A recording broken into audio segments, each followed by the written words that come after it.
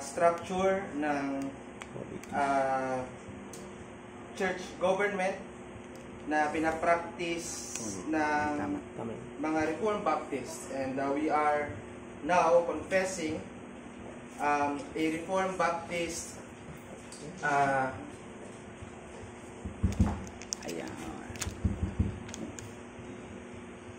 Reformed Baptist stand in doctrines. So kasama dyan ang ecclesiastical polity or structure ng paano tumatakbo ang leadership ng church. Maraming usapin tungkol sa church polity, pero today ay magdidil lang tayo doon sa opisina ng pastor at ng deacon, dahil this is very vital in a Reformed Baptist church setting. So we should be enlightened and refreshed as to how we view biblical eldership and deaconship na necessary sa loob ng iglesia. So we would define first what a polity is. Church polity refers to the structure of the church's leadership and governance. So kung sa labas ng iglesia may politika, and the manner of the government or the structure of the government of our republic is of course constitutional or democratic nation or a republic. So sa loob ng church ay mayroon ding structure ng kung paano tumatakbo ang iglesia, paano pinamamahalaan ng mga leaders, sino ang dapat na leaders, at ano ang role ng church o ng buong congregation as far as the church affairs are concerned. And let us deal first with the different church polities. So wag muna tayo doon sa view natin. So we should go first with other views, and one of the most outstanding form of church politics that we can observe today is Episcopalianism. So ang church nito, gino-govern sila ng iba pang mga leaders bukod sa pastor, as we know. Dahil sa atin wala naman tayong ibang alam na leader kundi pastor. Tayo na lang yung gumawa pa ng junior pastor, associate pastor, pero as a Reformed Baptist, we don't have such categories of pastor. A pastor is just simply a pastor. Wala nang pang pastor, pang youth, pastor, pang matanda. Walang ganung division. Later on, we will be dealing with the plurality, pero we don't view plurality as such, na may pastor ang youth, may pastor ang juniors, may pastor ang overseas. So, hindi ganon. So, in Episcopalian view, may hierarchy of authority and oversight mula sa iba pang mga opisyales ng church. Kaya hindi pastor ng local church ang siyang leader lamang, kundi may nasa taas pa niya na mas sumasakop sa kanya, at ang nagdidesisyon sa loob ng iglesia, hindi ang iglesia mismo, kundi yung mga nasa hierarchy. So, nasa labas na ng isang local church ang setting na yan. At yan ay ginagawa ng una ng Roman Catholic Church. So, yan ang kanilang structure. So, they have the Pope, then they have the College of the Cardinals, so yung mga nakapula, and then they have the Archdiocese Bishops. So, ito yung mga example na lang dito sa Angono. Ang Archdiocese Bishop ay nandiyan sa Diocese of Antipolo. So, diyan nakaupo ang obispo. At nasa ilalim niya ang mga puro paroka ng mga bawat parishes. So, kaya parish, kaya parokyano. Ngayon, ang parokyano ay suki. Diba? Pero ang parokyano talaga ay yung mga taong devoted sa pag-attend sa isang parish church. So, ibig sabihin ng parish is hindi sa province. So, parish is local church na kung saan ay branch ng isang Roman Catholic Church. We don't believe in branch theory of church government. Pero this is how it works as far as the Episcopalian type of government is concerned. Also, Church of England, or what we know now as Anglicanism, ay nagpa-practice din ng Episcopalianism. Kaya, when you see the royals in England, kapag may wedding, pag may funeral, o may jubilee anniversary, parang akala nyo Roman Catholic Church yung church. But that is the Church of England. And that is before a Reformed church. Dahil dyan nagmula ang Westminster. Kaya lang, bumalik sila sa Book of Common Prayer, and that makes us no less than like a Roman Catholic Church. And also Orthodox churches.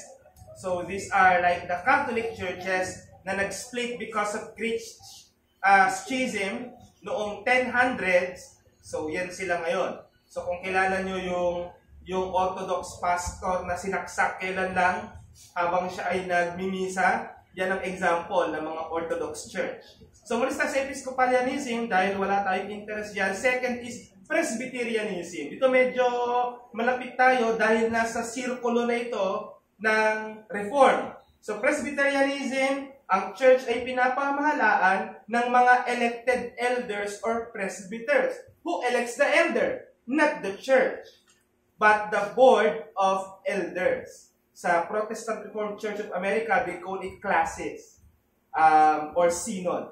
Samantalang sa ibang mga Reformed churches, they call it presbyters. So, may elder na naka-assign sa isang local church, may plurality, pero ang plurality ay labas ng iglesia. So, let's say for example, parang ganyan din sa Rizal, sama-sama ang mga pastor. At yung mga kasamahan na yon ay mataas sa pastor na nasa loob ng iglesia. Kaya ang nagpapasya sa mga affairs ng church, hindi ang church mismo, kundi itong mga elders. Ganyan yan. Kaya kapag nabakante ang elder, let's say this is a Presbyterian church, at nabakante ang elder dito, wala kayong say. Hindi nyo pwedeng sabihin, gusto ko si brother, gano'n ang susunod. It is the board of elders outside of the church who will appoint, decide or designate an elder to fill in that vacancy.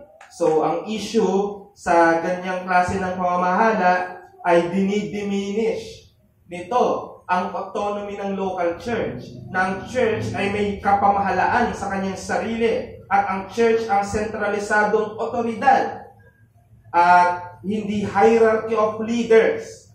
At kung ganyan ay nakaasa ang church sa mga individual at hindi sa kabuuan ng iglesia mismo. And now we will move to the biblical church polity, at least in our conviction as Reformed Baptist, congregational church government is the biblical type. So tayo bilang mga Baptist, we are congregationalists when it comes to the church polity. Ang ating gobyerno ay congregational na kung saan ang buong kongregasyon, lahat ng nasa church ay mayroong otoridad at gumawa ng desisyon collectively. So when we say collectively, decision must be done in an assembly setting. Hindi pwede yung mga under the table. Minsan yung ladies mag-meeting sa scrapyard, mag-meeting sa taytay, di ba? Hindi pwede yun. Walang gagawa nun. Kahit sabihin mong assembly yan, church member kami, at meron kaming conviction na dapat hindi si ganyan ang maupo dyan. And una-una, hindi naman umuupo sa pulpit ang tumatayo. So, hindi siya dapat umupo doon o tumayo doon, nag-meeting. Bakit? Takot ba itong mga ito? So, hindi ganon ang ibig sabihin natin sa congregational form. It must be done in an assembly setting, a formal held setting na dapat ginagawa din on Lord's Day para nai-involve ang buong church. So collective ito at tinitiyak nito na ang bawat miyembro ay may boses in the governance and direction of the church. Let us have a biblical proofs na congregational ang dapat na maging setting ng church. So take note that in every decision, especially in the affairs of the church, the whole congregation should be involved. Yan ang tinuturing ng congregational setting. And let us have Acts 6:3-5. Therefore, brothers, pick out from among you 7 men of good repute, full of the Spirit and of wisdom, whom we will appoint to this duty. So the context of Acts chapter 6 is the selection of deacons. Nakita ng pangangailangan nila Pedro na dumadami na ang mga balo na hindi nabibigyan ng pagkain dahil may feeding, may food provisions ang church at nanineglect ang iba. Dumadami ang Church of Jerusalem. So nagkakaroon na ng complaining sa side ng mga Hellenists na balo na hindi nabibigyan ng food. At naging problema yan ng church noong unang panahon. So Peter and the apostles who were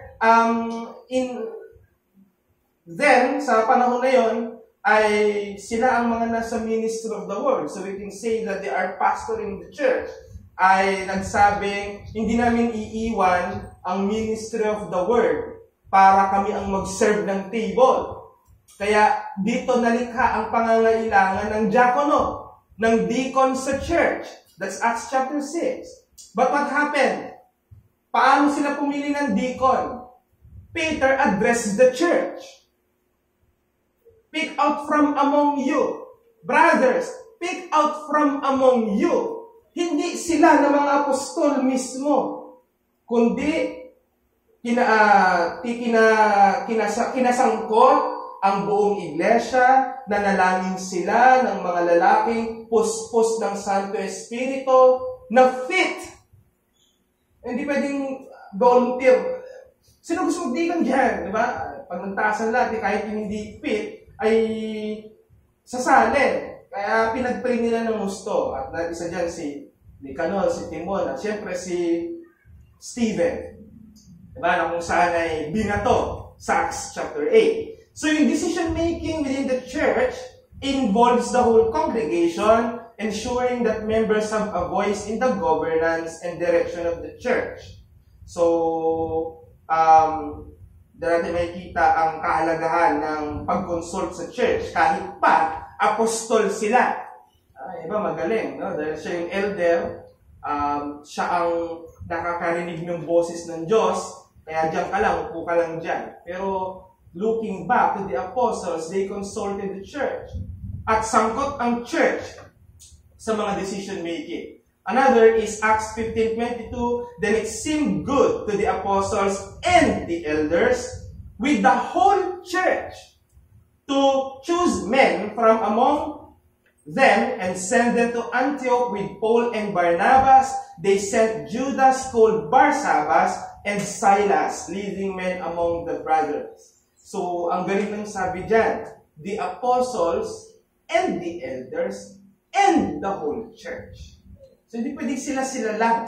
Yan ang ating pag-oppose sa idea ng Presbyterianism at ng Episcopalianism. Dahil malinaw sa kultura ng mga sinaunang iglesia, syempre ang record natin ng unang church ay Acts. And the epistles, yan yung mapagkukuhanan natin referensya. Paano gumagalaw ang church noong unang panahon? And we can see that in terms of the affairs of the local church, the whole church with their pastors, baka naman mamaya, pastor ang problema nyo at nag-meeting kayo, hindi kasama yung pastor. Hindi rin natin pwedeng gawin yon. So dahil siya nandyan, kahit siya pang pag-uusapan, you must be there. Special case kapag ang deacon ay nag-meeting para pag-usapan ang pastor, hindi yung pag-usapan, ano yung pwede natin itanong sa kanyang budget deliberation. Hindi ganon. Ang deacons, they can meet na hindi kasama ang pastor kung pag-uusapan ay tungkol sa adjustment ng kanyang allowances or iba pang pangangailangan ng pastor. Dahil pag nandun ang presensya ng pastor ay maaaring matikom sila.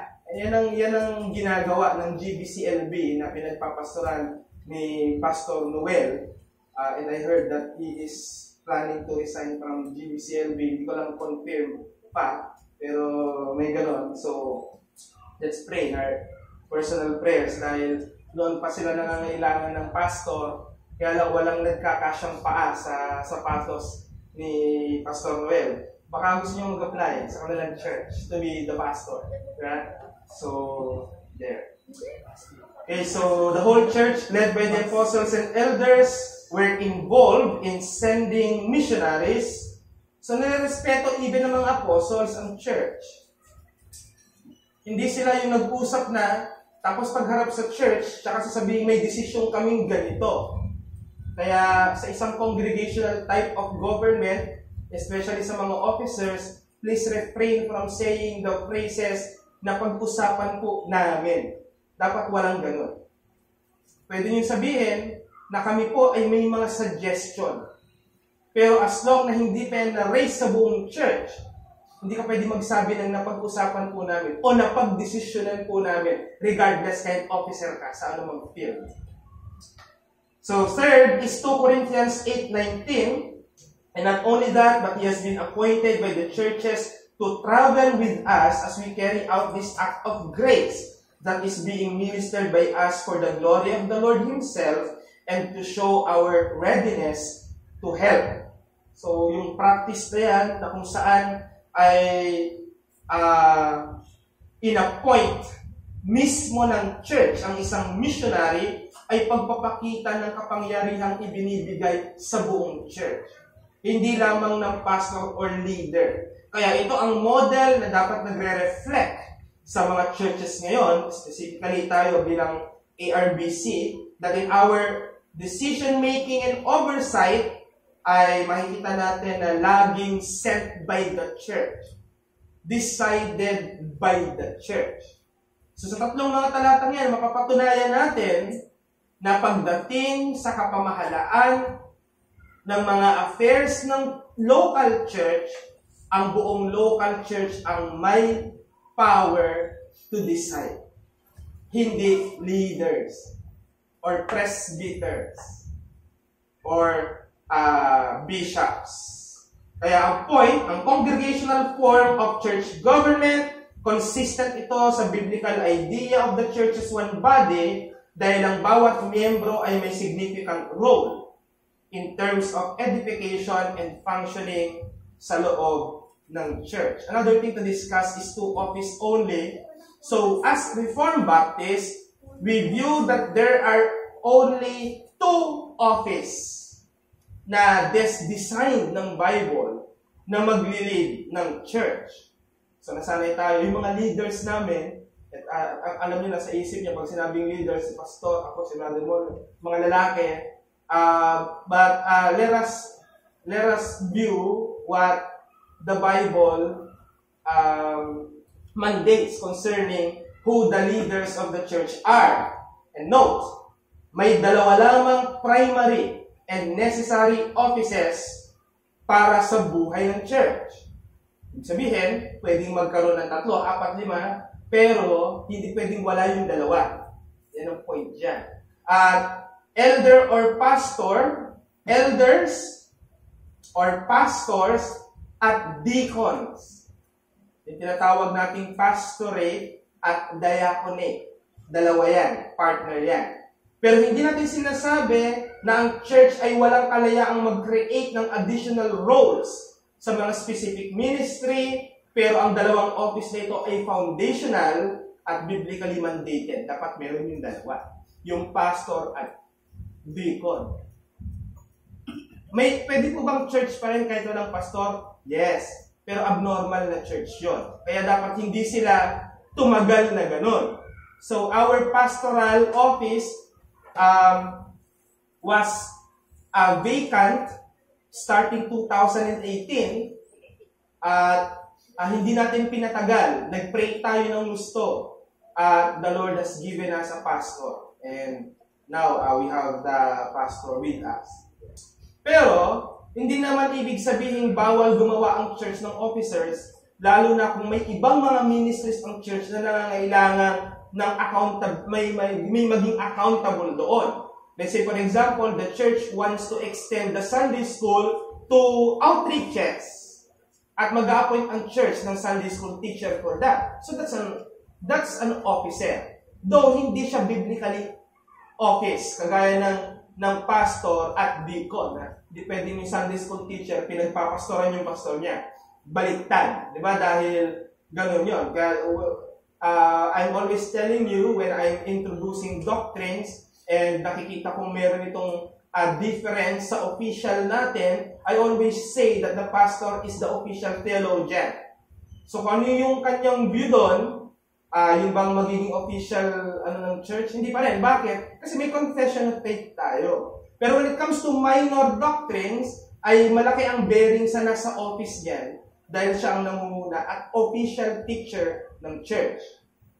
Okay? So official teacher ang pastor. Now, pag-usapan natin muna yung opisina ng pastor. Office of the pastor. Yeah. So, hindi kayo mag-expect ng opisinang talagang office. Ang ibig sabihin ng office ay pwesto or position. Yun ang ibig sabihin ng office. Kaya pag wala po tayong office of the pastor and deacon, di ba?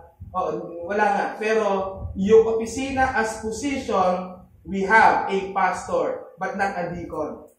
Wala tayong deacon ngayon. Dati sinasabi yung foreman, deacon daw. Pero later on, hindi ganun yun. So, kasi ino-ordain ng deacon. At kinikilala as deacon. Hindi lang masabing deacon. Diba? O kung deacon ka sa magkakapatid, dagdagan lang ng at deacon ka na dahil parang kuya ka na rin. Hindi ganun yun. So, the office of the pastor, ito ay biblical office holder na responsible for shepherding the congregation through teaching, preaching, counseling, exercise of spiritual oversight. So, naunawaan niyo ba kung ano ang job description ng inyong pastor? So, yan ang ina-outline ng Bible na job description ng isang pastor. He shepherds the whole church. Ginaguide ng church sa pamamagitan ng pagtuturo. Kung meron ka ibang klase ng guidance, galit na galit ka sa pastor. Kasi dati ng pastor, bisita ng bisita, hinahanap mo ngayon sa pastor mo, teka, tingnan mo ang Bible, ganun ba talaga yun? May outline kung paano nag-shepherd ang pastor. Ang una dyan, teaching. Yang bang pastor mo, nagtuturo sa loob ng church? Nagpipreach ba siya sa loob ng church? Pag yun ang problema, kada linggo, invited sa ganung church, di ba? Hindi na makapag-preach sa sariling church, ay pwede talagang questionin nyo ng kanyang local church. Kaya dapat ang pastor, pag na-invite ng iba, ay nagpapaalam din sa kanyang church na wala siya sa ganitong dahil doon ka reporting. Remember, other churches are honoring you as pastor because a church is honoring you a pastor. At kapag ang local church na hinahawakan mo ay nagalit na sa'yo at sinasabing napabayaan mo at tinanggal ka bilang pastor, hindi ka na i-honor ng ibang church. Kaya greater ang iyong ibibigay na affection sa iyong sariling local church. Hindi pwedeng mas masaya ka sa ibang local church. Yan ang nagiging problema ng mga inter-church fellowships. At mas naikukumpara pa niya ang kanyang church. Buti pa yung pastor doon. Ang pag nag-preach, gising ako. Di ba? May malaki ang kasalanan mo pag ganun ang nasa isip mo. Mas na-appreciate mo ang pastor sa iba kaysa sa sarili mong pastor. At kapag nakapiling ka ng gano'n, why don't you talk to your pastor about it? Kasi yun ang duty mo as member. So primary sa pastorate ang pagtuturo at ang preaching. Isa pa dyan ay ang counseling. So tayo bilang miyembro, meron kayong problem, suliranin, na nabubuluhan kayo kung paano i-solve. One of job description of the pastor is he is the official guidance counselor of the church. Pastor, ano sa tingin mo? May ganito akong problema. Kausapin siya. Alright? So, exercise spiritual oversight. So, minsan pag pastor, kakamustahin kayo sa ibang larangan ng inyong ginagawa. Hindi yun pangingialam. Yun ay pag-practice niya ng kanyang pastoral oversight. Sister Mary, wala nang Mary dito. Sister Mary, nabalitaan ko, nalipat ka ng trabaho. Kumusta naman doon? Pastor, wala ka ng pakialam doon. You don't say that. Hindi yung pang-personal. Pero, naiintindihan din ng pastor ang areas ng liberty of conscience. Hindi kanya pakikialaman sa mga decisions mo na hindi naman affecting sa iyong holiness. Pero pag nakita niya, na halimbawa, Siyempre, ngayon, mas nahuhuli ka sa Facebook, di ba? Sa Facebook nakita, ikaw ay nasa party na punong-puno ng mga emperador, ganyan, at natanong ka, kapatid, nakita ko, galing ka, sangkot ka, sangkot ka sa ganitong gawain. Siyempre, you have to explain. The pastor is just exercising his oversight on you. Kaya, ganun po yun. Ibang usapan na pag si brother, di ba? Pwede mong sabihin, I invoke my rights. At kay pastor na lang po ako magpapaliwanag. Pwede naman yun. Diba? Lalo na kung hindi naman siya nasa office. Na may biblical qualifications sa pastor. Hindi natin i-discuss very thoroughly, pero pwede din para may alam tayo, lalo sa mga bago, in case ang church ay mangailangan uli ng pastor, kapag nawala ang pastor, or mamaya we will explain yung isa pang reason. Pero isa-summarize ko lang sa dalawa. Moral integrity at ability to teach. Doon ako magsisimula sa ability to teach. Yan ang nasabi sa 1 Timothy chapter 3 verse 1 to 7 and Titus chapter 1 verse 5 to 9. Ability to teach, ang isang nagde-desire mag-pastor, dapat mayroon siyang katangian na siya ay able to teach. Ang King James diyan sabi, apt to teach. Hindi pinag-uusapan kung naiintindihan niya ang theology.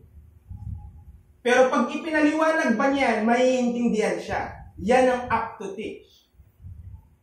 Sa umpisa, halimbawa, ang John chapter 3 verse 16, nung ikaw pa nagbabasa, naiintindihan mo. Nung pinreach nung pastor, naguluhan ka na. Teka, parang iba na yung ano. So, hindi nagpapaliwanag, nagpapalabo. Yung ability to teach, hindi yung alam niya ang theology. Kaya ba niyang ituro? Marunong ba siyang magturo? May kapasidad ba siyang ipaunawa sa mga miyembro niya na may iba't ibang klase ng learning curve ang kanyang dinideliver na message? Yan ang usapin sa apt to teach. Alright? And the disciplines within teaching ay napaka-importante rin. Diba? Ang simple ng verse, and yet you preach it for 1.5 hours. May discipline ang pagtuturo.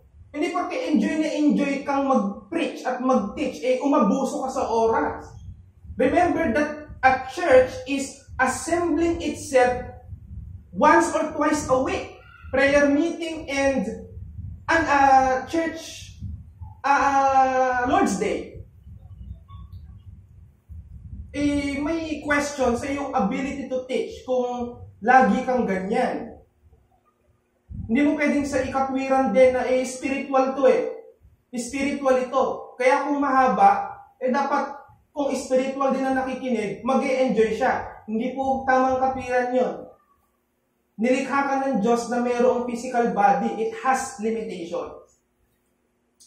So what I'm trying to say is that when a person is listening for more than an hour, hindi mo na siya kuha doon. Iba na ang isip niya pag nag-e-exceed ka. At saka magkaroon ka ng sensitivity. Yung nakikinig ba sa'yo ay nakasama mo pa? O lumilipad na siya? Hindi mo siya pwedeng sisihin pag ganun siya. So it has something to do with your ability to teach. Kaya napaka-importante niyan. Pero syempre, sa lahat ng qualification ng pastorate, isa lang dyan yung skill. At then yung up to teach. The rest, moral issues. Isa lang asawa, hindi lasinggero, na sumusunod ang pamilya sa kanya. Napaka-important. Kaya kahit meron siyang ability to teach, babalansin ko naman, magaling, 40 minutes, tapos na, continuously immoral, cannot fit. Cannot fit. At ang public testimony, hindi church lang ang magko-confirm na siya ay in good standing. Even doon sa mga kinagagalawan niya, kahit unbelievers.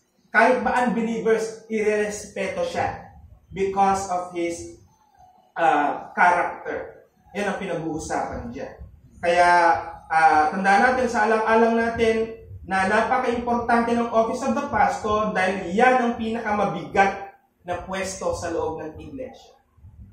Office of the pastor. Kailangan po ba natin ng pastor? Of course we do. We need a pastor. That's why we have a pastor. Now, ang question mamaya ay nangangailangan bang one pastor ang one church? Kasi tayo ay rebap na. At kailangan hindi namin itago sa inyo ang katotohanan na yan. Second office is the office of the deacon or diakono. Pero wala tayong diakonesa or deaconess.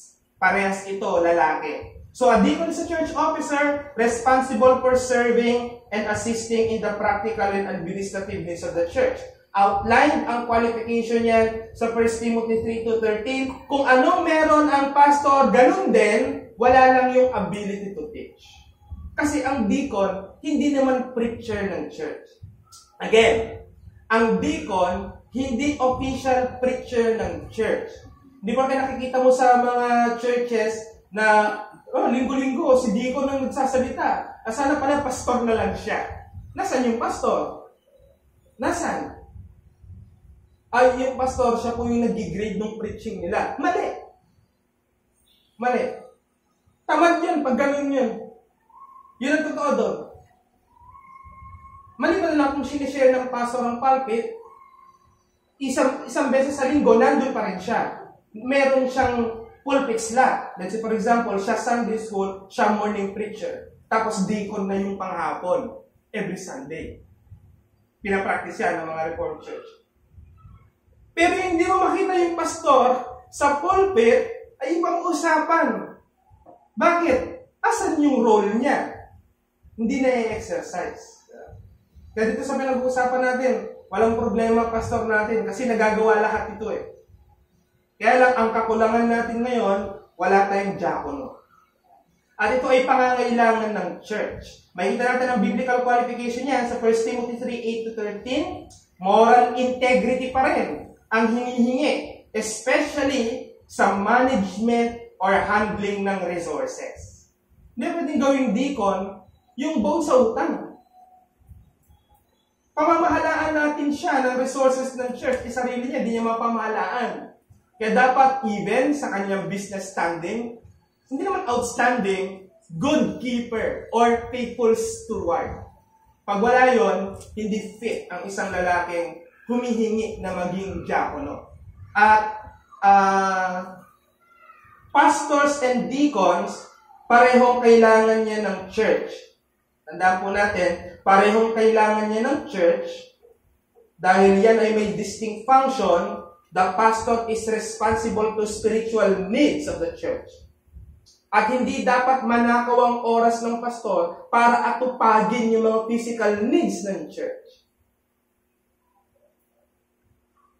So, sino yung gagawa at mangunguna sa mga physical needs ng church? Kasama yung pastor. Ang deacon.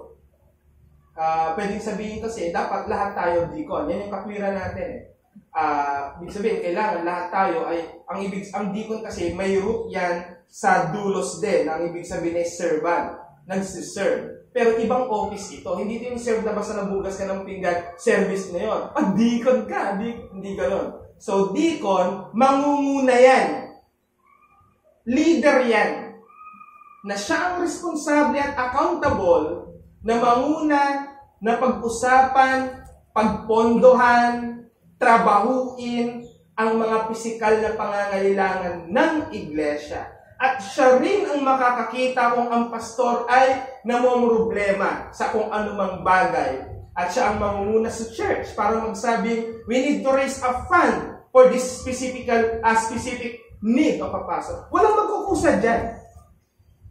Walang magkukusa dyan. Maaring may mag-suggest. Pero paano ma-execute ang suggestion? Walang leader. Deacon is an important office. Pero wag natin i-confuse na ang deacon at pastor ay nagpa-function interchangeably. They are not. Hindi pwedeng ang deacon nagpapaka-pastor at ang pastor nagpapaka-deacon. Deacon nagpipreach, yung pastor nagmamap. Yung deacon nagpipreach, yung pastor Titimpla lang kami sa mga miyembro. Di ba? Baliktad. Baliktad. Deacon, pag timpla mo ako ng kape, yun dapat. Exaggerate lang yun. Hindi ko sabi utosan ng pastor yung deacon, pero bumabaliktad kasi ngayon. Bakit? Dahil deacon ang nagpapasweldo sa pastor. Ganyan na nangyayari sa mga church ngayon. Kaya yung mga diakono, takot yung pastor doon. Tignan niyo yung maraming church. Di ko nababanggit anong klase, pero Baptist yon na exaggerate sa Bible. No? So, nagsacripreach yung pastor, nakapila yung deacon sa likod. Guardia. Kaya kung pipili kayo ng deacon, pipili tayo ng deacon, mga kapatid, dapat lalaking mahal niya yung pastor niya. Hindi yung kakalabanin yung pastor niya. May yung problema lang yung pastor. Dapat they are supposed to be partners in ministry, not a police to each other. Yan kasi nangyayari. Kaya hindi dapat natin na-confuse ang deacon at pastor by using their function interchangeably. Na may nangangatwiran, kailangan po ang deacon kung dumadami ang church. No. Hindi usapin yun. Hindi usapin yung number. Ang usapin dito, designated office yan. Kaya dapat pilan niyang pwesto na yan. Yan ang ibig sabihin niya.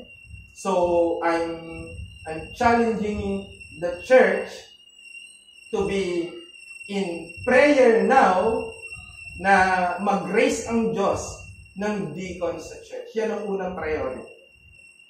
Magkaroon ng deacon ang isang iglesia. And now for our final, plurality of elders. Ang normal ngayon, pag isang church, isang pastor. Kaya ang tanong kagad, may church pala dyan. Sino pastor dyan? At yung tanong na yon, singular. Sino ang pastor dyan? Kasi ang nagiging normal ngayon, dahil tayo ay very predominantly, yung mga Bible Bap ngayon, ay they are practicing one pastor, one local church. So ginaya yan, nagaya yan ng maraming mga Baptist. Na pag siyempre, isang church, tingin nila, isang kaharian, hindi pa din dalawa hari. Hindi naman tayo ganun tumingin. Hindi naman kaharian ng church. We don't proclaim that the church is the kingdom. Kundi ngayon, workers ng kingdom ang church, pero hindi kingdom ang church. At mas lalong hindi hari yung pastor. Yan yung pag-ano dyan. So, normal today, single elder in a local church, pero ang issue, pag tumingin tayo sa New Testament pattern of eldership, it's always a plural eldership sa local church. Ano ibig sabihin? Sa isang church, hindi singular pastor lang. May mali po ba kapag singular lang ang pastor? May mali po ba? Ito, explain ko. Kapag na-settled na ang church na isa lang ang pastor, okay na tayo, mali yun. Pero kung isang pastor, pero ang church ay praying, bagamat wala pang lalaki na lumulutang, okay lang yun. Basta nasa isip ng church, plurality. Yun dapat. Hindi naman ito sinasabi na dapat magtrabaho na tayo, dalawa na, tatlo na ang pastor natin. Hindi gano'n. Pwede ang susunod na pastor, 10 years after pa. Basta't ilagay natin sa isip natin, plurality ang tama. Yan ang biblical mandate, yan ang biblical design. Acts 14:23, and when they had appointed elders for them, in every church, elders, plural. So, and when they had appointed elders for them in every church, elders sa bawat church. Baka sabihin, kasi maraming church, hindi syempre maraming pastor, hindi, elders in every, ibig sabihin, hindi collectively. Iniisa-isang church. Mga elders sa bawat church. So, mga elders sa isang church. Yan ang grammatical structure niya. With prayer and fasting, they committed them to the Lord in whom they have believed. And Acts 20:17, now from Miletus, he sent to Ephesus and called the elders of the church. Ang church naman ay singular, so that's a local church. From Miletus, he sent to Ephesus and called the elders of the church to come to him. Hindi naman malalaking church to, mga kapatid. Unang-una, ang church ay persecuted nung time na to. Hindi pa din magkaroon ng mega church. Paano ba, kailan ba nagsimula yung persecution? Yung Church of Jerusalem sa Acts 2, hindi pa, wala pa yun. China-challenge pa lang sila ng mga Jews and Greeks. Pero hindi pa sila persecuted. Nag-start yan kay Stephen, Acts 8. Mula noon, ang church hindi na siya dinisign na bandami ang local church. Ito, Ephesus. Kasagsagan na ito ng persecution. Hindi pwedeng madami ang nasa loob ng church. Pero may elders sila. What does it mean? Dahil disenyo sa loob ng local church na ang pastor ay may kasama pang pastor na katulong niya sa ministry. Hindi men lang. Pag men lang at nagtamad yung men niya, hindi siya magiging accountable. Bakit? Hindi naman ako office holder. Kaya wala akong accountability. Ganun yun. At legitimate naman yun. Lalo naman talaga siya sa office. Diba? So, ganun yun. Walang accountability. At hindi mo siya pwedeng i-account dahil doon. So, each church has a plurality of elders na nag-share ng same roles and responsibilities in leading and shepherding the congregation. Note, hindi ko sinulat. Walang mataas at mababang pastor. Walang senior at junior pastor. Lagi natin sinasabi niya, senior pastor namin yan. Pero ang ibig sabihin natin, former pastor. So yun yung tama, former pastor. Hindi senior. Pag sinabi mong senior pastor, pastor niya pa rin siya. Tapos mas mataas. Buti sana kung nasa isip mo, senior pastor kasi senior citizen. Tapos yung isang pastor, nasa 30s o nasa 40s. Yung ganon. Pero makukonfuse mo ang makikinig sa'yo. Dahil lalo na sa may alam, bakit may senior pastor? Meron bang junior? Yeah, ganyan ang mangyayari dyan. So it's simply a pastor. At pantay sila ng trabaho ng isa pang pastor kung meron man sa loob ng local church. Now, ano ang mga practical implication nito? Una, shared leadership na avoid ang pagiging authoritarian kapag isa lang ang pastor. Secondly, increase accountability kapag plural elders nagiging accountable sila sa isa't isa at nababalanse ang desisyon ng church. Siyempre, pag isang pastor, tapos talagang susunod lang ang church sa kanya, walang nag-check ng kanyang decision making kung balanse ba. Kapag shared ang pastor's office, pwedeng ang pastor na may sinusulong makontra ng isa hanggang sa magtagpo sila sa balanse. Maganda yon. Parang sa parliamentary type of government, magkaharap ang pro at opposite. Bago sila gumawa ng decision, debate. Hindi naman tayo mag-i-expect na may nagde-debate yung mga pastor bago magka-decision ng church. Pero what I'm trying to say is that they are accountable to each other at mababalance ang decisions sa kanilang part. At third, at ito yung pinaka na-appreciate ko, enhanced pastoral care. Totoo naman, kapag sinabi ng pastor, hindi ko magagawang bisitahin kayo lahat sa isang linggo. At pag sinabi ng pastor yon, ang solution doon, plural kasi dapat. Talagang magiging alingad-ngad ka dyan. Guruin mo, ilan yung miyembro mo? Let's say 50. Tapos humihingi ng visitation once a week. Ilang beses yon? Paano ka mag-aaral? Paano ka mag-preach? Anong isasaalang mo sa pulpit? Pag may plural, mapaghahatian. Masishare. Bro, hindi ko na kaya yung visitation, may rayuman na ako. Ikaw na sa part na yan. Basta't malinaw lang sa church yon, bagay na yun. Alright? Deacons should also be plural. Hindi lang sa elder, deacons din. Kaya ibang church, 7 deacon, 6, sinunod yung Acts 6. Pwede yun. Kaya lang, mga problema ang treasurer dyan. Pa-allowance mo lahat. Pasusundo yung lahat yan. Diba? So with shared leadership, pastors can share distributed tasks to focus more on giving pastoral oversight to each member of the church. So my challenge to us as a church is we should be in a position of praying now for God to raise up qualified men to complete the leadership of the church. Pero, hindi natin kailangan mag-rush para lang ma-feel ang roles na ito. I'm just trying to enlighten everyone that the Bible mandated polity in the church is plural elders and plural deacons. At kung meron mang priority ang church ngayon, as far as this lesson is concerned, ay mag-raise up ang church ng diakono dahil yan ang wala tayo ngayon. Let's go to Lord in prayer.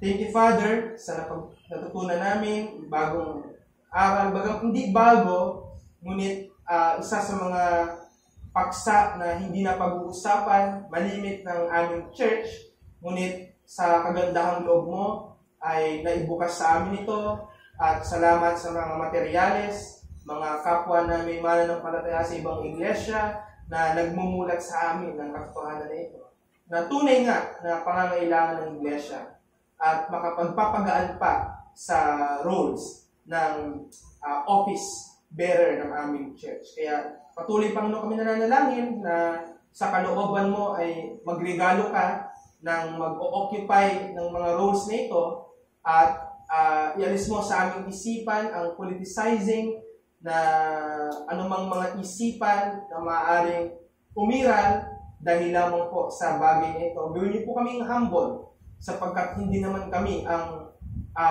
lumilikha ng kwalifikasyon. Kayo ang naglalagay ng kwalifikasyon sa isang lalaki.